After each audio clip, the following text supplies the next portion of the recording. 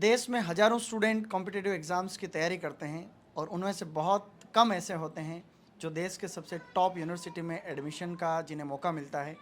आज मेरे साथ में जो स्टूडेंट हैं, ये किसी परिचय के मोहताज नहीं हैं, लेकिन चूँकि बहुत सारे बच्चे नहीं जानते होंगे, तो मैं बता देना चाहता हूँ कि सीयूईटी के एग्ज़ाम के ज़रिए जो टॉप स्टूडेंट होते हैं, उनको देश और दुनिया के सबसे प्रतिष्ठित institute, Indian agriculture research institute, Indian agricultural research institute IARI new Delhi में जिनको एडमिशन मिलता है।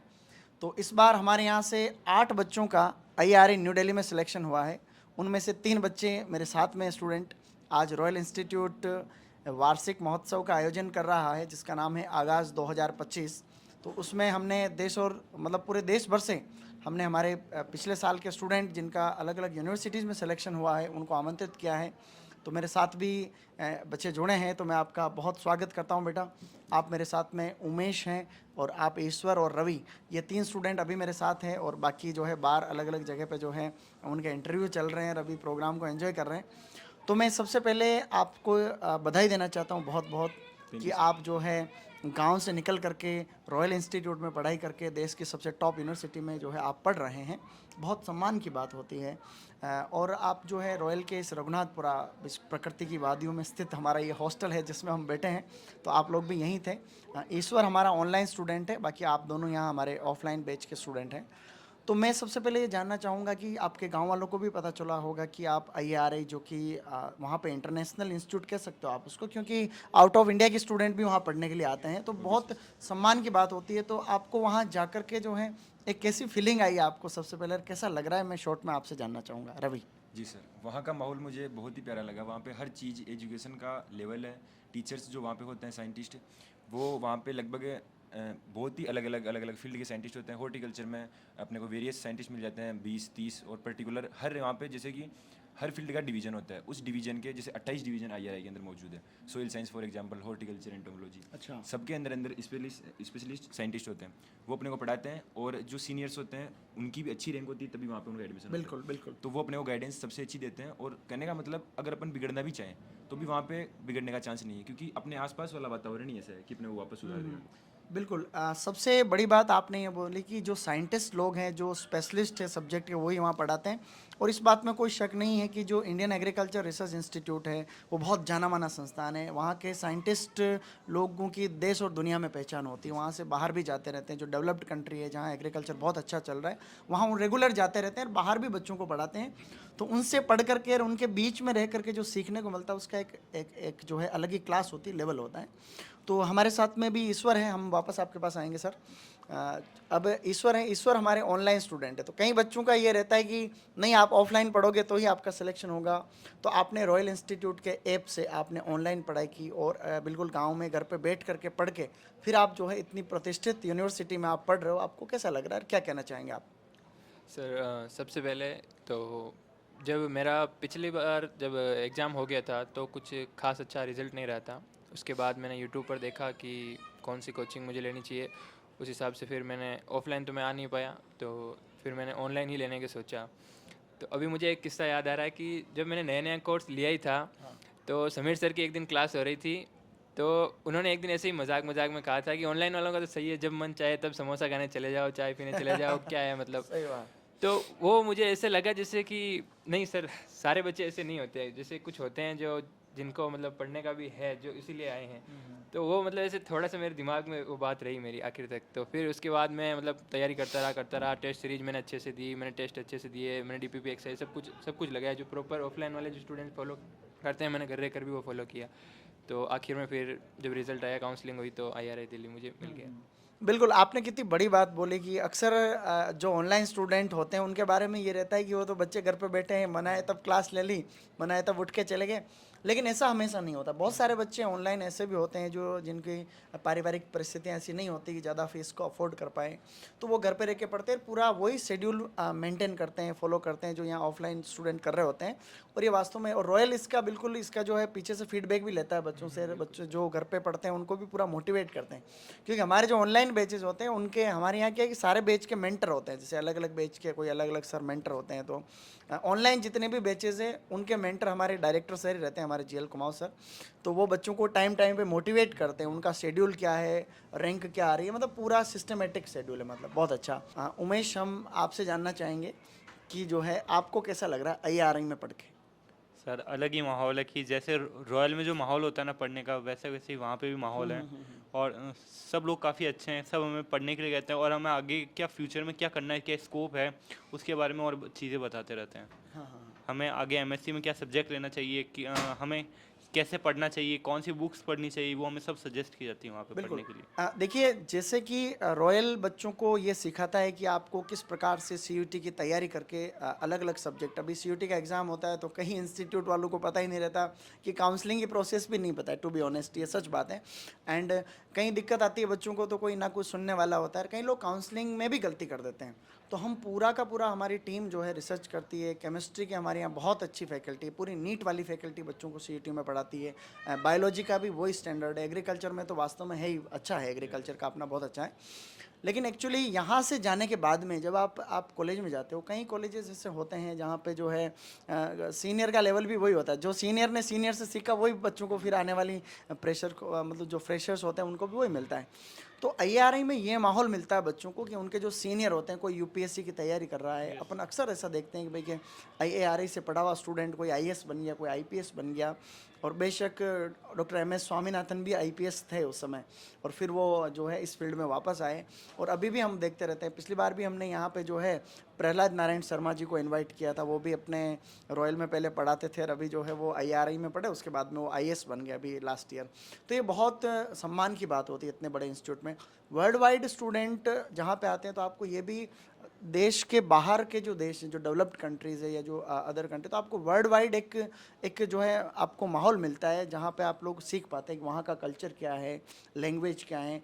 अभी जैसे कि क्लाइमेट चेंज के प्रति आईआरआई वाले मुझे लगता है सबसे ज़्यादा सीरियस होंगे कि आने वाले टाइम पे कैसी वेराइटीज़ उनको डेवलप करनी चाहिए। तो मतलब वो जो सोच है, एक तो आईआरआई और जो बाकी जो इंस्टीट्यूट है उनमें बहुत फ़र्क है, तो वही आईआरआई। तो आपको मतलब आपका क्या सपना है, आप सबसे पहले आप जैसे क्या बनना चाहते हैं, आपको क्या लगता है कि आपको क्या करना चाहिए देश के लिए, दुनिया के लिए? उम्मीद आपसे स्टार्ट करूं।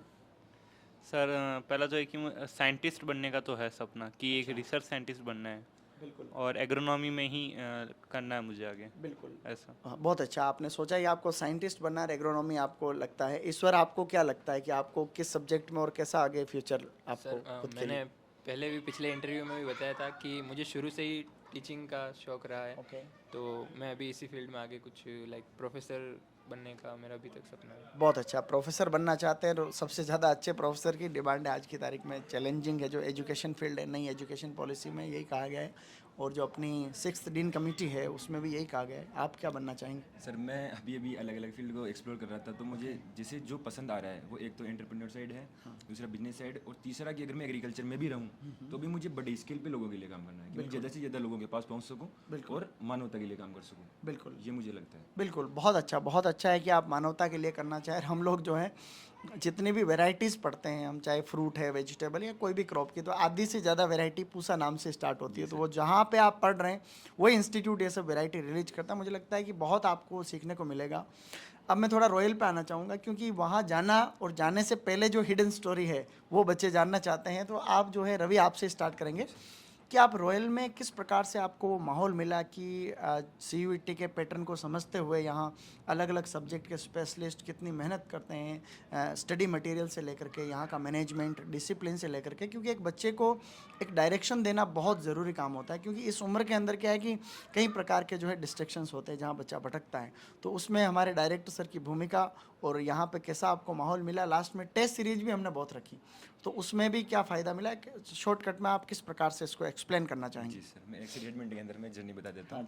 मैं सर कभी भी नहीं पढ़ा पिछले, मतलब 12th से पहले मेरे पढ़ने का इतना शौक नहीं था, एनवायरनमेंट भी नहीं था। अच्छा। तो मैं 11th में मेरे 58% थे, मैं इस बात को बताना चाहूँगा। अच्छा। और मुझे सिलेबस भी नहीं पता एग्रीकल्चर क्या है। अच्छा। दिला दिया, हाँ कर रहा हूँ। 12th में मेरा इतना कुछ खास नहीं था, बस जैसे मैं यहाँ पे आया तो मैं कुछ भी नहीं जानता मेरे को क्या करना है। मैं गया सीधा, मैंने कहा कि जेट का मेरे को एडमिशन लेना है। फिर उन्होंने बोला कि सीयूटी का भी एक ऑप्शन है। मैंने कहा ठीक है, तो सीयूटी वाले में कर दो। तो सीयूटी में किया, फिर यहाँ पे आया। फिर जैसे क्लास स्टार्ट हुई तो मैं नहीं पढ़ता था शुरू में 3-4 दिन तक। फिर जैसे जैसे मेरे आसपास वाले पढ़ते तो मैं क्या कर सकता हूँ, मैं या तो पढ़ सकता हूँ या उसके अलावा मजाक कर सकता हूँ। मजाक मुझे करना नहीं था, ज़िंदगी मजाक थी पहले। सही बात। तो फिर मैं सोचा कि मैं पढ़ ही लेता हूँ। तो मेरे आसपास वाले जैसे 12 बजे तक पढ़ते हैं तो मैं उनसे थोड़ा आगे हो गया कि 1 बजे तक पढ़ लेते हैं। ऐसे कर करके फिर मेरी रैंक अच्छी आने लगी। तो जो रैंक आई, रैंक की वजह से मुझे लगा कि यार मैं अच्छा पढ़ रहा हूँ। यहाँ पे और राजस्थान के बंदे आ चुके हैं, बिल्कुल। कुछ बिहार की भी है, कुछ बाहर की भी है। किसी की परसेंट है 95, किसी की है 97, बट मैं उनसे कम्पीट कर रहा हूँ बिना कभी पढ़े। तो मुझे लग रहा है कि यार मैं कर सकता हूँ। फिर घर वालों ने मुझे थोड़ा मोटिवेट किया। फिर मेरी रैंक जैसे जैसे इंक्रीज हुई 5-6 महीने बाद, टॉप 5, टॉप 10, तो जैसे 1200-1300 का फिर टेस्ट सीरीज चली लड़कों की, तो उसके अंदर मेरी अच्छी रैंक आने लगी। तो फिर मैं उसी पोर्शन में थोड़ा आगे बढ़ते गया।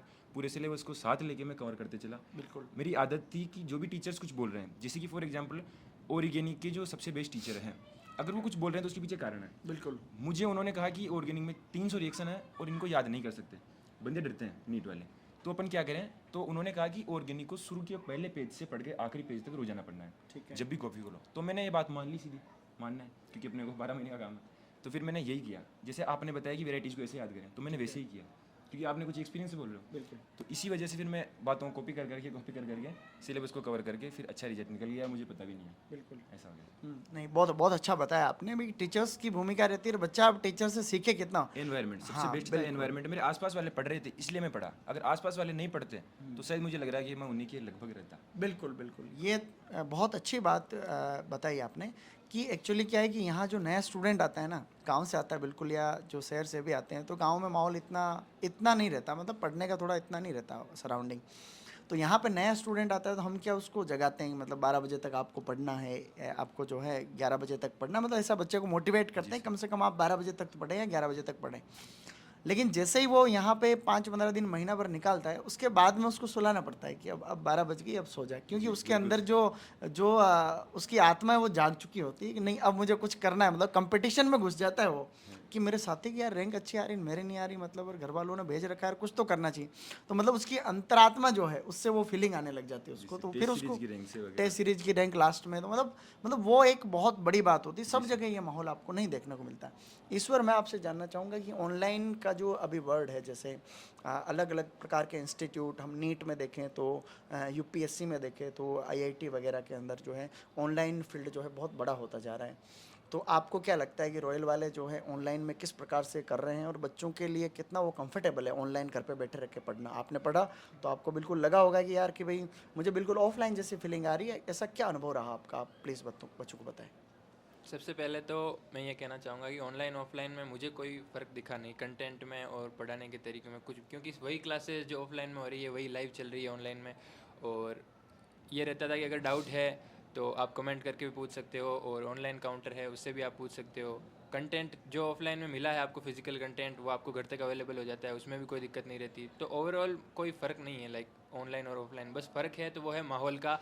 जब आप पढ़ते हैं क्लासेस लेने के बाद, तो घर पे अगर आप वो माहौल बना लेते हैं यहाँ जैसा ऑफलाइन में मिलता है, तो आप बिल्कुल ऑनलाइन बैठ कर भी अच्छा कर सकते हैं। बहुत अच्छा। मतलब जैसा माहौल ऑफलाइन वाले बच्चे यहाँ आके पढ़ रहे हैं, वैसा अगर आपके घर पे एक अलग से कमरा है, बैठने की व्यवस्था है, तो आपको वो फीलिंग वहाँ पर भी आ जाती है। क्योंकि बच्चों ने बहुत कहा कि सर हमें अलग से ऑनलाइन क्लास नहीं चाहिए, जो भी यहाँ पे ऑफलाइन बैच चलते हैं उन्हीं को आप लाइव कर दो। तो हमारे यहाँ जितने भी ऑफलाइन बैच चलते हैं वो सारे लाइव भी जाते हैं, तो उसी नाम से बैच भी होते हैं। एक सर मैं कुछ साथ में कहना चाहूँगा कि हम 3 दोस्त थे हम, तो हमारा ये शुरू से ही हमने मतलब साथ में कोर्स लिया था और साथ में हम तैयारी करते थे। तो हम हमेशा जुड़े हुए रहते थे और हमेशा टच में रहते थे, बात करते रहते थे कभी क्या मतलब किसकी कितनी तैयारी चल रही है। और हमने एक बहुत अच्छी चीज़ करी कि जैसे जब आखिरी समय आया था तो हम फिक्स टॉपिक पढ़ते थे और फिर डिस्कस करते थे। तो ग्रुप डिस्कशन का भी बहुत वो रहता है कि जब किसी ने, जैसे मैंने कुछ रवि से सवाल पूछा, रवि ने जवाब दे दिया, मुझे जवाब नहीं आया, तो मुझे ऐसे लगता है कि रवि मेरे से आगे कर रहा है, मैं पीछे छूट रहा हूँ। तो एक वो कंपटीशन आता है अंदर से। बिल्कुल बिल्कुल। तो ऐसे हम 3 दोस्त थे, हमने मतलब काफ़ी वो इस चीज़ का भी फ़ायदा उठाया, इस चीज़ से भी हम साथ में आगे बढ़ते रहे और फिर अच्छा रहा आखिरकार, मतलब रिजल्ट मेरा। बहुत अच्छा रिजल्ट रहा। आज आईआरआई में पढ़ रहे हैं, जो बड़ी बात होती है। ये सभी ऑनलाइन वाले स्टूडेंट जितने भी तैयारी कर रहे हैं आप में से, आपके लिए इंस्पिरेशन है बिल्कुल। आप इनसे सीखें, इस इंटरव्यू को पूरा देखें। अब मैं उमेश आपसे जानना चाहूँगा आपकी जर्नी कैसे रही, मतलब यहाँ रॉयल में आपको किस प्रकार से आपको एक मोटिवेशन मिला कि गांव से आके जो है देश की, शुरू में पता है क्या होता है, जब हम किसी इंस्टीट्यूट में पढ़ने जाते हैं ना, शुरू में एक फीलिंग रहती है बस सिलेक्शन हो जाए, नहीं नए आते हैं ना तो यही रहता है कि सिलेक्शन हो जाए, फिर आपको धीरे धीरे यहाँ फीलिंग आती है यार कि भाई मेरा लेवल क्या है, मेरे टेस्ट में परफॉर्मेंस क्या आ रही है और रिक्वायरमेंट क्या है टॉप यूनिवर्सिटी में जाने की, तो वो एक माहौल का बहुत फर्क पड़ता है। तो आपका किस प्रकार से IRA तक का सफ़र रहा, आप किस प्रकार से इसको सर जब मैं स्टार्टिंग में आया था तो केवल जेट ही ऑप्शन था मेरे लिए कि मुझे केवल जेट ही करना है। और जैसा भी रोहित ने बताया कि यहाँ पे आने के बाद पता चला कि CUT है इंडिया लेवल का एग्ज़ाम। तो फिर मुझे कहा कि CUT का भी साथ में कर लो, तो फिर मैंने वही किया। जेट CUT RG1 का कोर्स मतलब ऑफलाइन में आ गया था मैं। और फिर मुझे नहीं पता था कि कैसे पढ़ना है, तो फिर जैसे सर बताते थे कि इस तरीके से पढ़ना है, किस टॉपिक को ऐसे पढ़ना है, उसी तरीके से हम पढ़ते थे। और फिर धीरे धीरे अच्छी रैंक आने लगी और फिर IRA न्यू दिल्ली तक। फिर हमने मतलब कि हमें CUT का हो गया कि हाँ हम जेट भी कर लेंगे और CUT भी साथ में कर लेंगे, ऐसा ही। बहुत अच्छा, मतलब जेट की तैयारी करने का पहले था, लेकिन इनको लगा कि नहीं मेरा पोटेंशियल तो जो है ये नहीं, मैं ये भी कर सकता हूँ, मैं इंडिया लेवल का टेस्ट भी मैं पास कर सकता हूँ और उसमें भी मैं टॉप आ सकता हूँ। तो मतलब ये एक बहुत वास्तव में बहुत बड़ी बात होती है कि आपके पोटेंशियल आपको, मतलब आप है तो हनुमान लेकिन आपको बताने वाला जामवंत भी चाहिए कि तुम इस समुद्र को लांघ सकते हो। ये Yes, बहुत sir. ये जो मेंटरशिप है ये इसका बहुत बड़ा जो है रोल रहता है किसी के भी करियर में। अब मैं आपसे अगला क्वेश्चन कर रहा हूँ, सबसे कलेक्टिव क्वेश्चन नहीं, आप एक एक करके आंसर दें कि रॉयल की जो फैकल्टी है when it comes to agriculture, biology, chemistry, physics भी है तो वो तो अपने है नहीं अभी, तो आप उनके बारे में कि भाई देश के अंदर जैसे एग्रीकल्चर की मैं स्पेशली बात करूं कि भाई इंडिया के अंदर IRA में आपको क्या पढ़ाया जा रहा है, यहाँ टीचर का स्टैंडर्ड क्या है, मतलब हम कम से कम जो दुनिया में जो मुख्य धारा में चीज़ें चल रही है वहाँ से टीचर का जुड़ा रहना भी तो बहुत ज़रूरी है।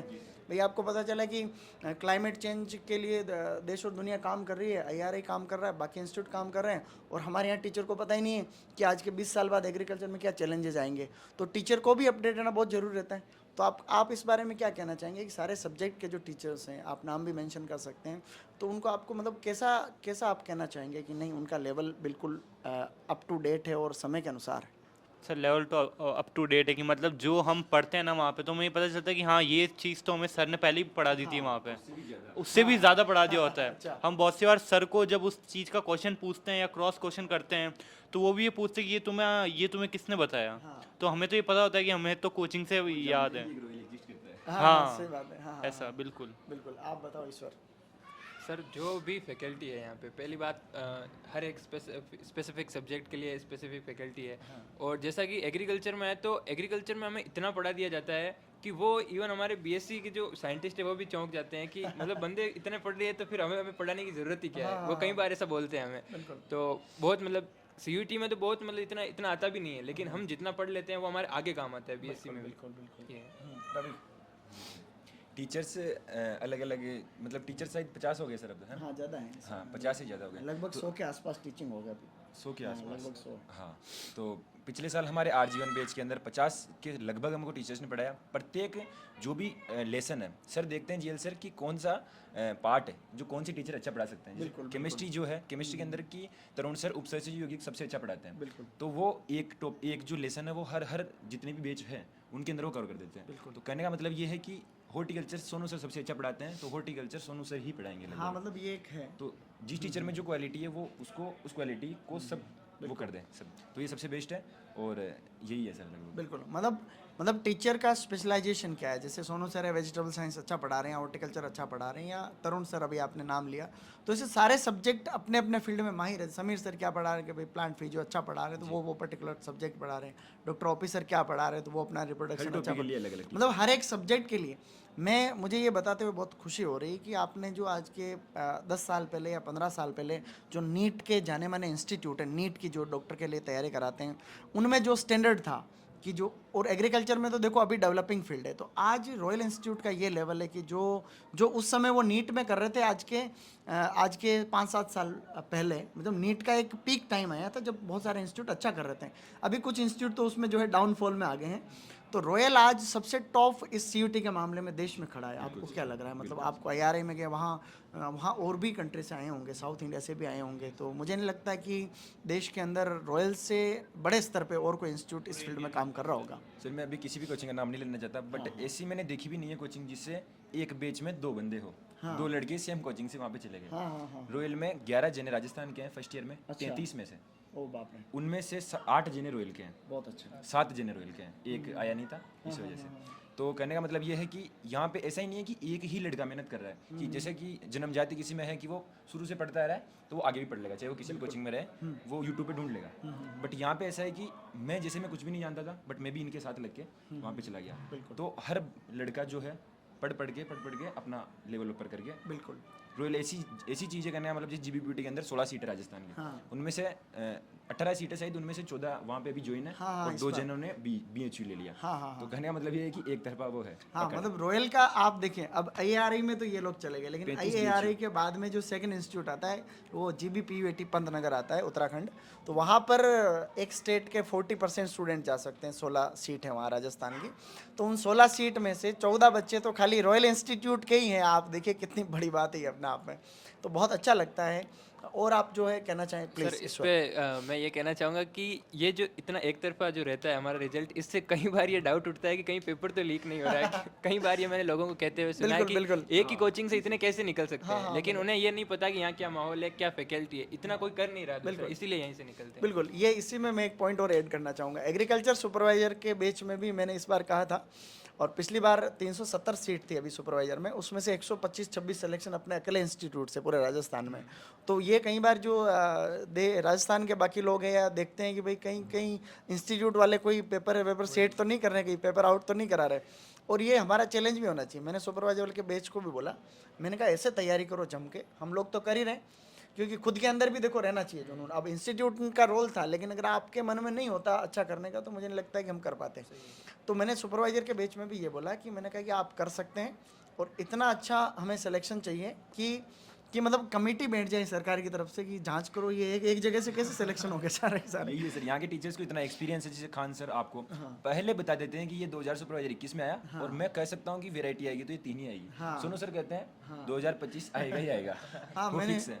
इतना एक्सपीरियंस उनको हो चुका कि लगभग यही चीजें आएगी बिल्कुल। वो 30 साल 35 साल 36 साल के नीट के पूरे क्वेश्चन देख चुके हैं, उस हिसाब से वो टीचर्स जो बताते हैं लगभग वही आता है। तो जो होता है 80-20 रूल, वो यही कहता है कि 20% चीज़ों के अंदर से ही 80% पेपर आता है। मतलब वो 20% चीज़ें अगर एग्जाम में नहीं आई तो वो पेपर अधूरा है।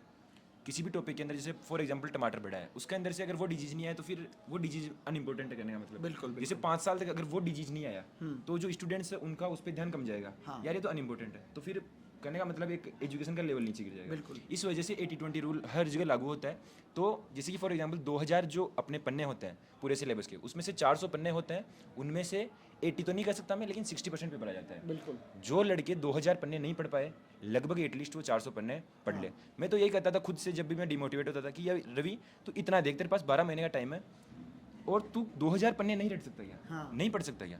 चल 2000 पन्ने नहीं तो फॉर एग्जांपल तू अगर 1000 पन्ने पढ़ लेगा ना, 70% 80% क्वेश्चन उसी में से आएंगे। हाँ, तो मतलब ये कितनी बड़ी बात है भाई। पूरे साल आपको एक तो जैसे कोई 400 पेज की कोई शीट है, नोट्स हैं, तो 400 पेज पढ़ा दिए, अब उसमें से आपको जो है कुछ मेन जो इम्पोर्टेंट है, वेरी इंपॉर्टेंट आएगा ही आएगा। बिल्कुल, और उनमें से आ भी जाता है। जी सर। वैसे तो अपन ने पूरी थ्योरी पढ़ी रखी है, कहीं से आए तो भी दिक्कत नहीं है, लेकिन लास्ट में मतलब यहाँ इस लेवल तक पहुँच जाते हैं कि नहीं, अब इनकी जो है ज़्यादा इसमें जो है प्रोबेबिलिटी आने की। जी सर। बहुत अच्छा आप लोगों से इंटरेक्शन रहा। अब अपन थोड़ा सा आईआरआई के ऊपर भी और बात करेंगे, हम रॉयल के ऊपर भी बात कर ही रहे हैं कंटिन्यू। तो आईआरआई मतलब जैसे दिल्ली के बीच में है एक्चुअली, एक दिल्ली में पढ़ना और एक देश के किसी और सिटी में पढ़ने में भी फ़र्क रहता है। देखो, क्योंकि जो देश के अंदर जितनी भी नई चीज़ें आती है, जैसे आज हम उदयपुर में रह कर के बात कर रहे हैं, हमारे पास जो भी हम संसाधन यूज़ कर रहे हैं, इन सभी को अगर अपन दिल्ली में कर रहे होते हैं तो वो फ़र्क रहता, मतलब टेक्नोलॉजी में फ़र्क रहता, हर चीज़ में, इंफ्रास्ट्रक्चर में फ़र्क रहता है, हर चीज़ में फ़र्क रहता है। तो आईआरआई के अंदर भी आपको वर्ल्ड क्लास फैसिलिटी देखने को मिलती है। देखो, आप चाहे टीचिंग की बात करो, चाहे आप वहाँ नॉन टीचिंग का सिस्टम भी वहाँ पे देखो, क्लासरूम का सिस्टम भी देखो, मतलब पूरा का पूरा लोग अपने काम को लेकर के समर्पित है, मतलब उनका लक्ष्य अपने सामने है। टीचर्स भी हैं, तो जैसे कोई साइंटिस्ट है तो उसके दिमाग में वही चीज़ें चलती है, कौन सी कॉन्फ्रेंस चल रही है, और बच्चे भी वहाँ कॉन्फ्रेंस के बारे में चलो बताओ कि भाई वहाँ पे फर्स्ट ईयर वालों को भी बुलाते हैं, जो जगह जगह पे इंटरनेशनल साइंटिस्ट की कॉन्फ्रेंस होती है कि जो दुनिया भर में क्या चल रहा है, क्या अपडेट है, आने वाले टाइम पे क्या दिक्कत आ सकती है इन चीज़ों को लेकर? जी सर, वहाँ पे ये बहुत प्यारी चीज़ है कि वहाँ पे जो भी वो होते हैं एग्जीबिशंस और वहाँ पे जो भी ओकेजन होते हैं उसके अंदर हमको इनवाइट किया जाता है, first year, second year, third year.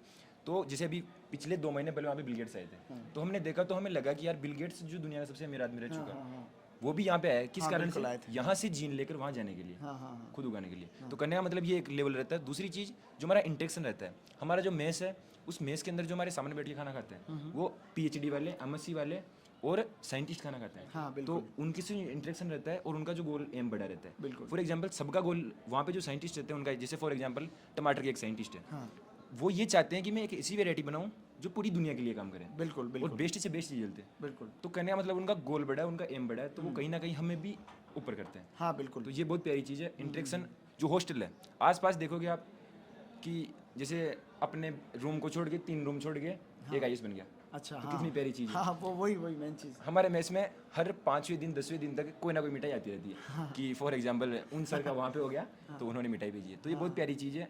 ये जो इंटरेक्शन है, और इंटरनेशनल हॉस्टल है मधुमास, तो वहाँ पे बाहर के भी रहते हैं। फॉर एग्जांपल इथोपिया के एक सर हैं, वो मेरे जानकार हैं, हाँ। और अफ्रीका के हैं, एक अफगानिस्तान के हैं, इजिप्ट के हैं। तो ये बहुत ही प्यारी चीज़ है करने में। हाँ, बिल्कुल बिल्कुल। तो इंटरेक्शन का मैं कहना चाहूँगा। आप कुछ कहना चाहेंगे ईश्वर?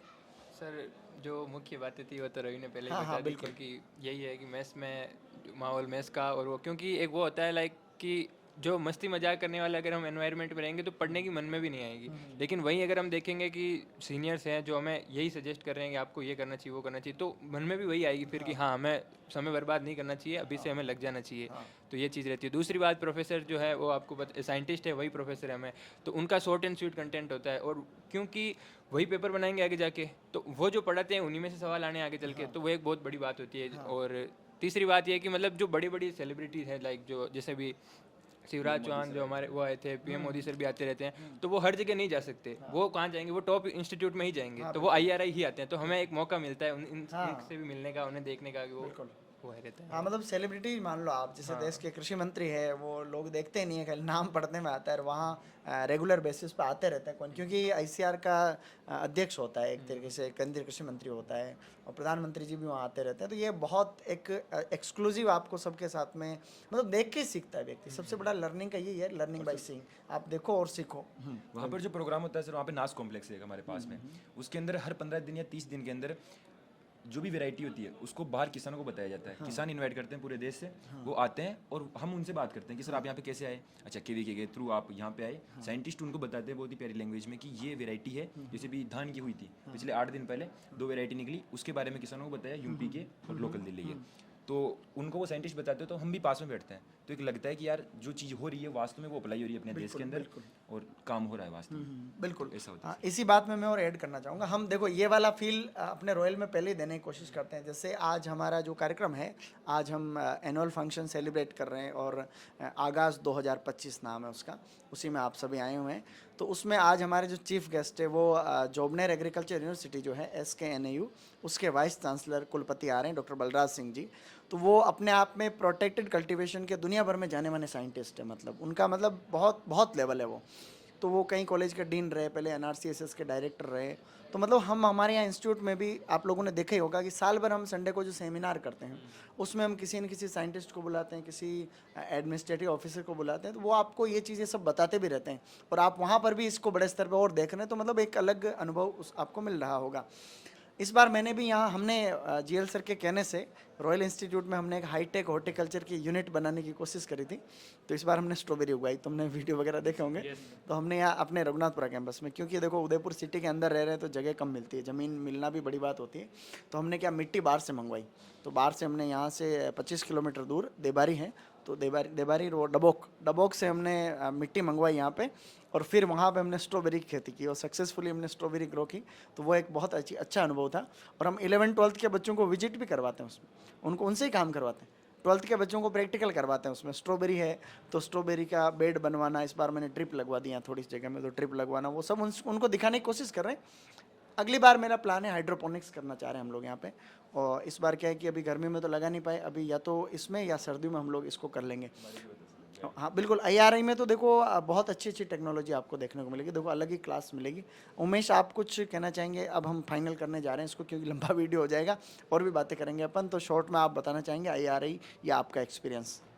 सर बस मैं यहाँ के बारे में यही कहना चाहूँगा कि जो सर ने कहा है पढ़ने के लिए बस वही पढ़ना है, जो नोट्स लिखा दिए वही तुम्हारे लिए वही हो गया सब कुछ, बस उसी को पढ़ना है और उसी से हो जाएगा। बिल्कुल। में से ही क्वेश्चन आता हाँ, हाँ, नोट्स हाँ। में से ही हाँ, क्वेश्चन नोट्स आते के हैं। बारे में भी, कंटेंट के बारे में एक एक लाइन हो जाए आप सबकी। यहाँ रॉयल का जो कंटेंट आपको थ्रू आउट द ईयर हम देते हैं, उसके बारे में आप क्या कहना चाहेंगे? सर कंटेंट ही सब कुछ है, मतलब कि कंटेंट बहुत अच्छा है रॉयल का, किसी भी कोचिंग में ऐसा कंटेंट नहीं होगा जो यहाँ पे है अभी। बिल्कुल बिल्कुल। ईश्वर? सर जितने नोट्स लिखाए जा रहे हैं, ऐसा नहीं है कि कोई बहुत लंबे चौड़े नोट्स लिखाए जाते हैं, मतलब जो एग्जाम में आता है उतना ही लिखा जाता है, उसमें से भी इंपॉर्टेंट बता दिए जाते हैं। तो ये आप नहीं कह सकते कि भी बहुत लंबा सिलेबस है ये है। अगर आपको मतलब ऐसा लग रहा है कि टाइम कम है, तो आप अगर मोस्ट इंपॉर्टेंट भी पढ़ के जाएंगे तो मैं कह सकता हूँ आप फिर भी बहुत अच्छी जगह जा सकते हैं। बिल्कुल बिल्कुल। रवि? नोट्स के लिए और कंटेंट के लिए यही करना चाहता हूँ कि जो यहाँ का कंटेंट है उसी में से पेपर क्वेश्चन आते हैं। जैसे ही हमारा एग्जाम हुआ वैसे ही हमने बायोलॉजी और केमिस्ट्री की फैकल्टी देखी, मतलब टीचर्स ने पेपर देखा, उन्होंने कह दिया कि अपने नोट्स में से 48 क्वेश्चन नोट्स के अंदर फोटो खींच के आपको दिखा देते हैं, ये क्वेश्चन ये फोटो। दो क्वेश्चन उसके अंदर से आए थे एनसीईआरटी के अंदर से, तो वो थोड़ा अलग टेबल अलग टाइप से थे। तो कहने का मतलब मैं ये कहना चाहता हूँ कि एग्रीकल्चर, केमिस्ट्री और बायोलॉजी लगभग 98% क्वेश्चन नोट्स के अंदर से ही आते हैं। एनसीईआरटी भी देखने की जरूरत नहीं है हमें। हाँ, क्योंकि एनसीईआरटी में जो लिखा है वो सर जो पढ़ाते हैं वो तो एनसीईआरटी की लैंग्वेज को ही थोड़ी सरल लैंग्वेज में लिखाते हैं, और कोई एनसीईआरटी की कोई उसमें कंटेंट छूटता भी नहीं है।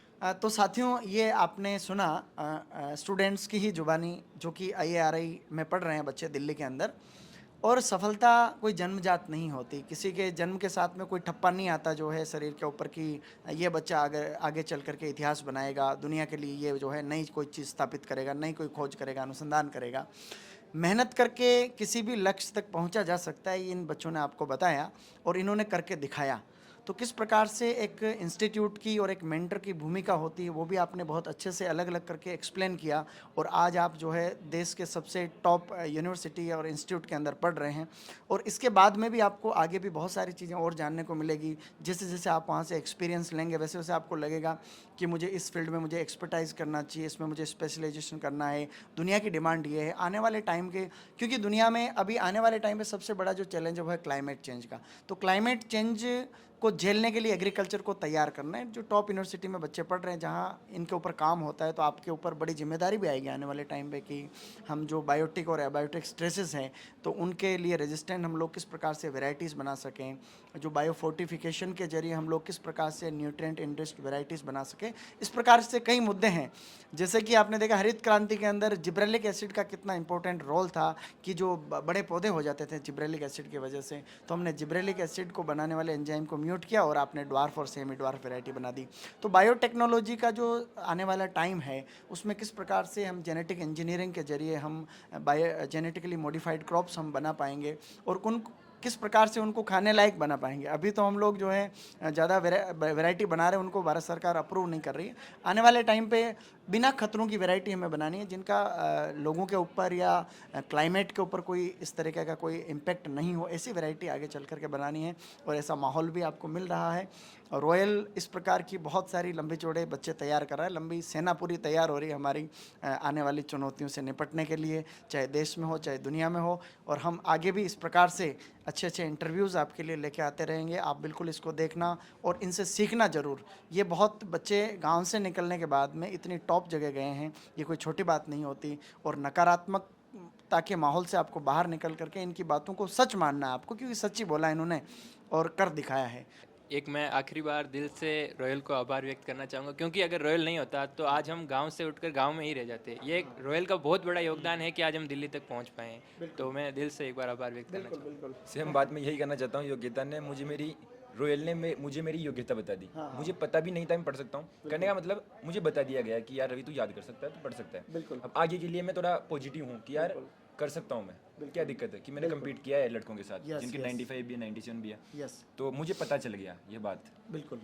हाँ उमेश? अगर सर मैं सच बात बताना चाहता हूँ कि अगर रॉयल टीम नहीं होती तो 2023 में जो जेट का पेपर दिया था उसमें मेरे 150 नंबर आए थे।